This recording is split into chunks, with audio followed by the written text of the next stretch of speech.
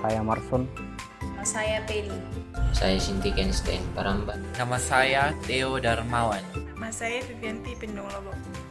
Dan saya sendiri Firi Saputra, bertindak sebagai presenter. Mewakili kelompok akan mempresentasikan hasil kajian kami mengenai perspektif saksi-saksi Yehova tentang Yesus. Untuk itu langsung saja kita menuju ke tampilan slide berikut. Baik, ini adalah tampilan awal dari slide kami, di mana apa yang kami presentasikan ini adalah bagian dari mata kuliah Teologi Perjanjian Baru 1, dan kami kelompok 2 sekali lagi membahas mengenai perspektif saksi-saksi Yehova tentang Yesus.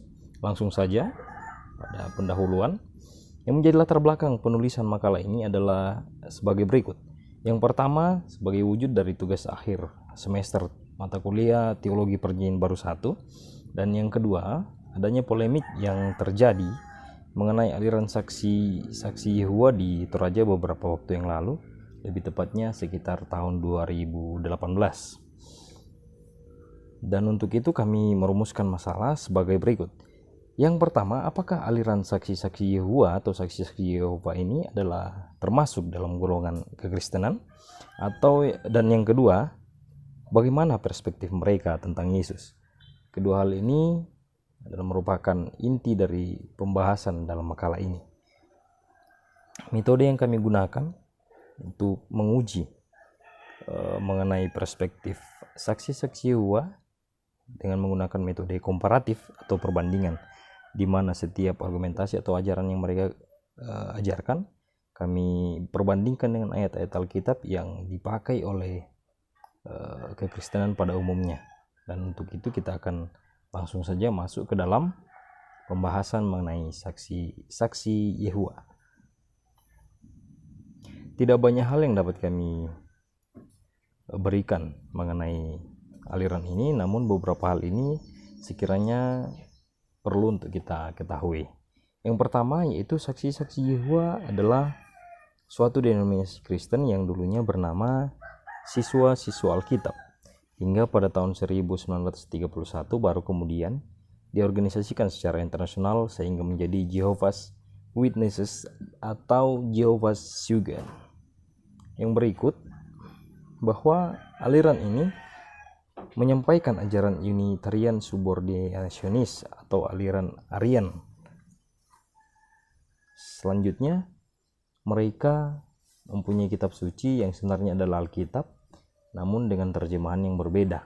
Mereka menamakan terjemahan mereka terjemahan Dunia Baru. Berikut yaitu bahwa mereka mengklaim bahwa mereka adalah sekelompok orang Kristen yang menyatakan kebenaran tentang Yehova, yaitu pencipta segala sesuatu, dan mereka yakin bahwa jalur yang mereka tempuh adalah jalur kekristenan yang asli. Dan yang terakhir, sebagaimana kita ketahui bahwa aliran Arian itu tidak menganut paham doktrin Tritunggal. Pembahasan yang kedua yaitu mengenai perspektif mereka tentang Yesus. Ada sekitar 10 perspektif mereka yang akan kami bahas di makalah ini. Ada yang bertentangan dengan kekristenan dan ada juga yang berkesesuaian. Yang pertama, Yesus bagi mereka adalah Allah yang lebih kecil daripada Allah Bapa. Yang kedua, Yesus dalam pemahaman mereka adalah wujud dari malaikat Mikael. Ada beberapa ayat-ayat sebagai bukti yang mereka sajikan. Itu kami akan uji di argumentasi kelompok di slide berikut. Yang ketiga, Yesus adalah ciptaan Tuhan yang pertama.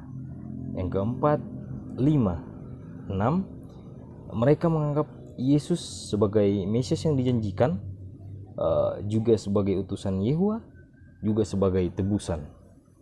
Dan yang ketujuh, mereka menganggap Yesus tidak mati di salib.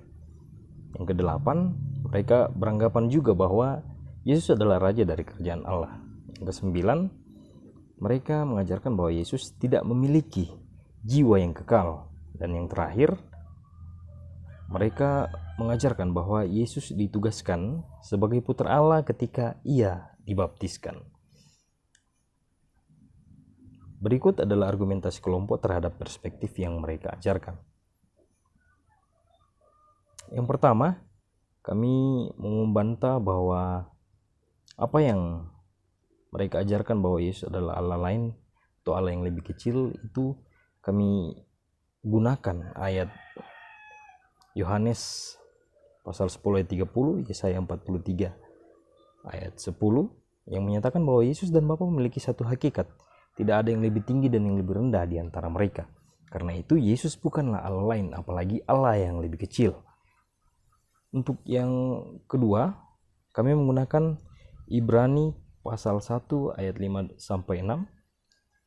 Yohanes juga pasal yang ke-10 dan ayat yang ke-30 menyatakan bahwa bagaimana mungkin dia adalah seorang malaikat jika dia sendiri disembah oleh malaikat.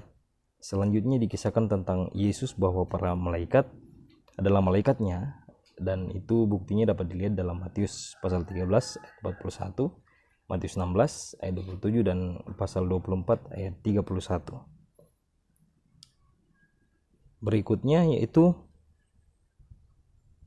bahwa ia adalah ciptaan yang pertama.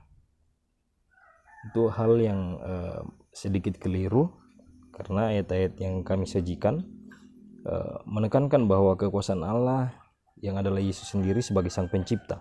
Maka dia tidak mungkin menciptakan dirinya sendiri. Ini menepis bahwa Yesus adalah ciptaan yang pertama. Kemudian poin berikut yaitu Mesias yang dijanjikan, utusan Yehuwa, Yesus sebagai tebusan, dan Yesus sebagai raja dari kerajaan Allah, kami anggap sebagai pandangan yang berkesesuaian dengan kekristenan. Maka dari itu kami tidak jauh lebih lagi untuk menanggapi ajaran tersebut. Yang berikut, mereka menentang bahwa Yesus tidak mati di salib. Mereka beranggapan bahwa pengertian yang mereka ajukan, Taurus dan Silon, itu hanya berupa tiang kayu atau kayu yang tidak berbentuk seperti simbol T pada saat ini.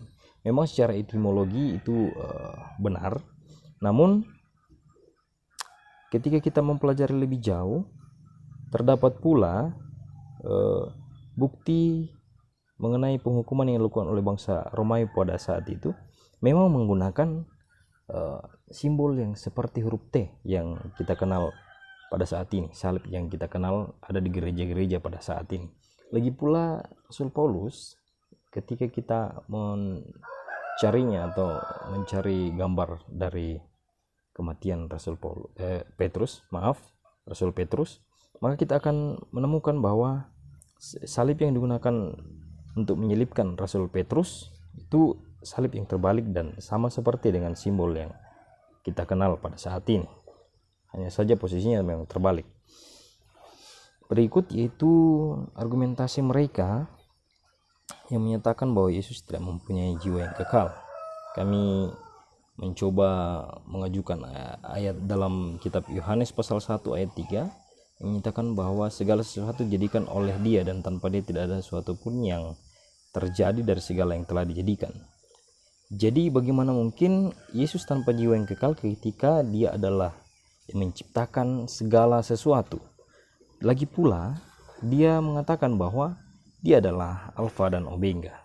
Jadi otomatis argumentasi tersebut tidak dapat dipercaya. Yang terakhir, kami mengajukan atau membandingkan ayat dalam kitab Lukas pasal 1 ayat 35 menyatakan bahwa sebelum pembaptisan dan kelahiran, malaikat berkata kepada Maria, sebab itu anak yang kau lahirkan itu akan disebut kudus, anak Allah.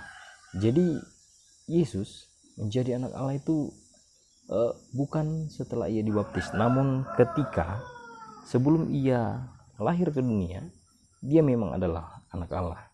Jadi argumentasi dari saksi-saksi Yehova kami bantah dengan ayat tersebut. Dan oleh karenanya kami menarik kesimpulan daripada makalah kami. Yang pertama, apakah saksi-saksi Yehova Kristen atau masuk dalam golongan kekristenan?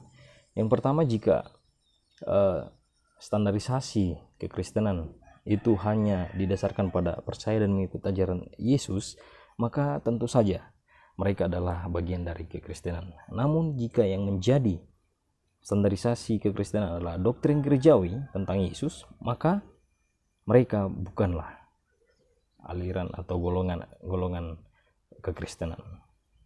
Kesimpulan yang kedua, setelah kita ketahui pandangan mereka tentang Yesus, dan untuk itu kami menarik kesimpulan bahwa saksi Yehova tidak mempercayai dan mengimani Yesus sebagai Allah yang Maha Kuasa.